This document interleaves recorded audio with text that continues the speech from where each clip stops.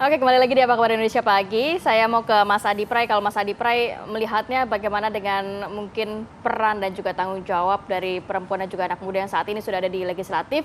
Kemudian apakah memang perempuan ini ya dianggapnya sebagai pemenuh persyaratan aja begitu. Tadi Mbak Saras juga mengatakan sebenarnya masih ada tantangan juga untuk kaum perempuan ini. Ada 3 dari sisi sistem politik, budaya, dan juga ekonominya. Ya, secara prinsip begini, setiap partai politik itu ketika mencoba untuk mencari dan perumusan soal kandidasi pencalekan, pasti berpikir bagaimana cara memenangkan pertarungan.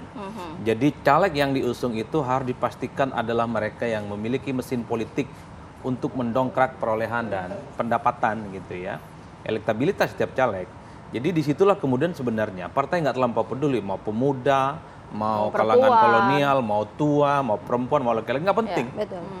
Percuma taruh perempuan, affirmative action 40%, 50%, bahkan 100%. Tapi kalau tidak menjamin kemenangan. Tapi undang-undang mengamanahkan kepada kita. Undang-undang 2017, Undang-Undang Pemilu, pasal 245 jelas bahwa setiap partai politik kalau mau maju, pencalekannya wajib hukumnya menyertakan 30% perempuan. Bagi saya, kalau tidak ada klausul tentang affirmative action ini, saya kira partai politik juga tidak akan terlampau peduli dengan perempuan. Karena the end of the day-nya partai itu melihat resource perempuan ini dalam banyak hal seringkali banyak barrier-nya ketimbang insentif pemenangannya. Perempuan misalnya harus berkutat pada persoalan domestik. Yang kedua misalnya orang juga tahu, partai politik juga tahu bahwa potret pemilih kita itu adalah secara budaya politik masih patriarkal, bahwa perempuan itu seringkali dianggap sebagai second class citizen. Jadi perempuan itu dianggap makhluk warga negara kelas kedua, dianggap belum pantas, dianggap belum mumpuni untuk menjadi pemimpin dan menjadi pejabat publik. Ini yang turut bisa menjelaskan soal kenapa begitu banyak caleg perempuan, tapi tingkat keterpilihannya begitu rendah. Jadi, di luar hal-hal yang disampaikan oleh Mbak Lindsay sama Mbak Saras, ini soal logistik dan seterusnya ya. Tapi yang paling penting adalah kalau saya meneliti secara umum, antara partai Islam dan partai nasionalis, tingkat keterpilihannya juga beda-beda. Di partai Islam cukup minim caleg perempuan yang jadi anggota dewan. Jadi ada resistensi di kalangan pemilih Islam itu kalau perempuan itu harus jadi pemimpin, Mas. Ini yang sebenarnya cukup menjelaskan kepada publik kenapa partai politik relatifly agak kurang aware dengan kalangan perempuan dan kalangan pemuda. Oke, kalangan perempuan karena sudah ada katupnya, undang-undangnya soal 30%, tapi soal anak muda tidak ada ceritanya. Kalau dilihat daftar caleg yang diusung oleh semua partai politik, kalau mau jujur, sekalipun ada anak muda, paling 1 ataupun 2, itu pun harus anak pejabat dan anak elit di negara ini. Jadi kalau anak petani seperti Pak Adi gitu ya, kemudian anak pesantren, kemudian dosen biasa dan seterusnya, nggak ada dalam daftar itu, sekalipun punya kapasitas, punya kompetensi dan punya uang yang nggak berseri tadi ya. Nah itu yang ingin saya katakan bahwa partai politik menghitung untung dan rugi. Ujung dari pertarungan ini adalah caleg yang diusung harus memenangkan pertarungan. Tutup mata, nggak peduli apapun rasnya, nggak peduli aturannya ada, Bang Adi. Tapi kan affirmation action tadi dari parpol juga kayaknya nggak nyambung gitu loh. Nah, artinya dengan ada angka 30%, kemudian ada kontribusi dari politisi perempuan dan juga anak muda, kok kalau dari penjelasannya Mas Adi tadi kok kayaknya tidak akan memberikan dampak yang luar biasa gitu. Sebenarnya ada secara signifikan. Kalau kita melihat hasil pileg misalnya 2019, Golkar itu mampu memproduksi anggota dewan yang dari kalangan anak muda. Ada Roro Fitria, ada Putri Komarudin, dan seterusnya dan seterusnya. Tapi tidak terlalu blow up.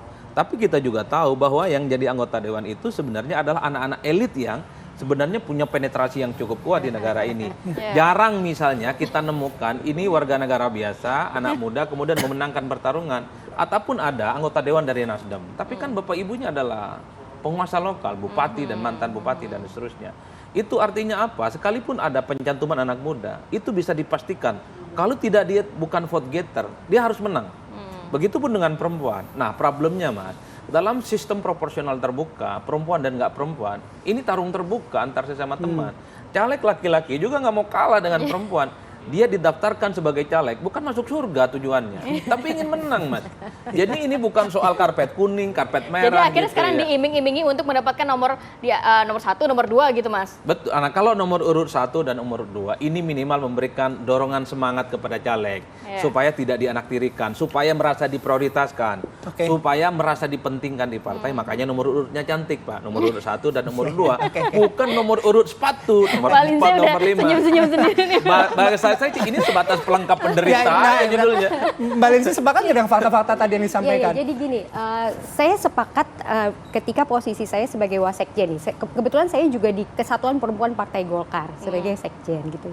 Jadi dua tempat ini ketika kita sebagai wasekjen, saya bersama-sama dengan DPP ya seperti yang beliau bilang, pokoknya partai ini harus mencapai target gitu realistis kan ya. Lah ya di situ realistis gitu ya. Tapi toh kita tetap mengakomodir lebih dari 30%. Kita Golkar 33,96%. Tapi ketika saya sebagai sekjen KPPG, kami ini komitmen untuk mengawal teman-teman perempuan gitu kan ya. Rekomendasi kami keluarkan ke semua teman-teman, tidak hanya di pusat tapi juga sampai ke daerah, bahwa si ini dengan kompetensinya, dengan segala macamnya layak untuk diperjuangkan di nomor urut 1, di dapil yang ramah perempuan, di dapil yang memungkinkan dia untuk menang gitu kan ya.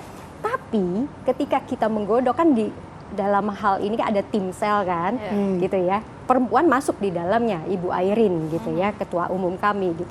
Nah itu profiling diperlukan. Jadi tidak hanya masukin bagaimana kemudian profilingnya. Makanya penjaringan kita tadi ada 200%, 150% sampai akhirnya 100%. Artinya punya kemampuan tadi yang Mbak Saras juga bilang, tidak hanya intelektual, tidak hanya masyarakat mengakui smart nih, oke nih bisa memperjuangkan. Tapi ternyata perjalanan untuk sampai ke sana ya kan nggak segampang itu. Berat, ya. Harus ada kemampuan jaringan gitu ya, punya jaringan, tapi jaringan juga yang bisa diaktifasi. Bagaimana mengaktifasi jaringan? Berarti harus ada kemampuan finansial untuk operasional.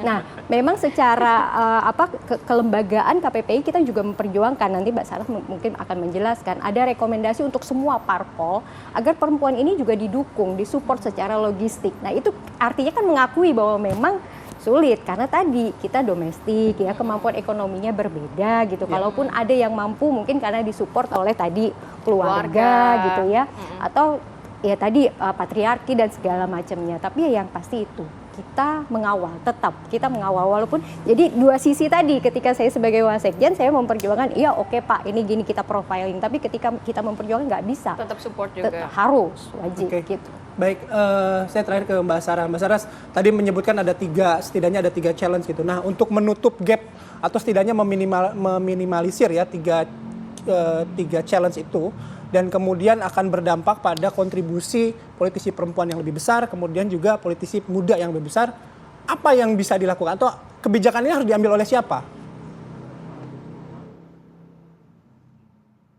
Ini sangat berlapis ya, sangat berlapis. Ini sebenarnya lebih berdampak karena kalau dengan menggunakan sistem terbuka. Karena kembali lagi tadi yang disebut oleh Bang Adi bahwa kalau sistem terbuka itu all out fight gitu ya. Ini pertarungan terbuka, bahkan istilahnya sesama caleg di dalam satu partai pun pasti akan bertarung satu sama lain. Justru dalam pengalaman saya 2 kali maju, kita lebih khawatir antara sesama di dalam satu partai dibanding keluar kalau dengan sistem terbuka. Karena kan istilahnya mungkin dari Golkar hanya bisa dapat 1 atau 2 kursi, mungkin di Gerindra juga hal yang sama, sehingga itu kenapa nomor urut tadi itu sangat bermanfaat, karena ya kembali lagi kita harus menjelaskannya kepada masyarakat, sosialisasi. Kadang-kadang kalau misalkan untuk sosialisasi nomor yang di tengah susah, tapi itu sangat tergantung karena ada juga yang sebenarnya senang asalkan itu nomornya mungkin sama dengan nomor urut partai. Itu juga berbeda lagi gitu ya.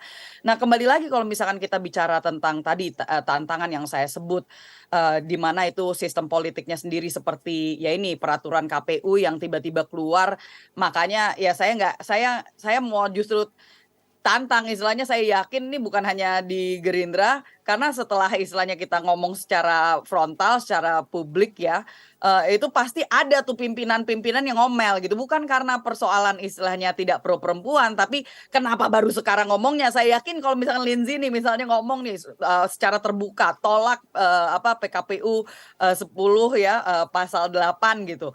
Saya yakin pasti akan ada dari pimpinan Golkar yang tetap akan kontak yang istilahnya lu ngapain ngomong sekarang gitu. Karena memang persoalannya kan ini sudah sangat mendekati kemarin itu pendaftaran DCS gitu ya.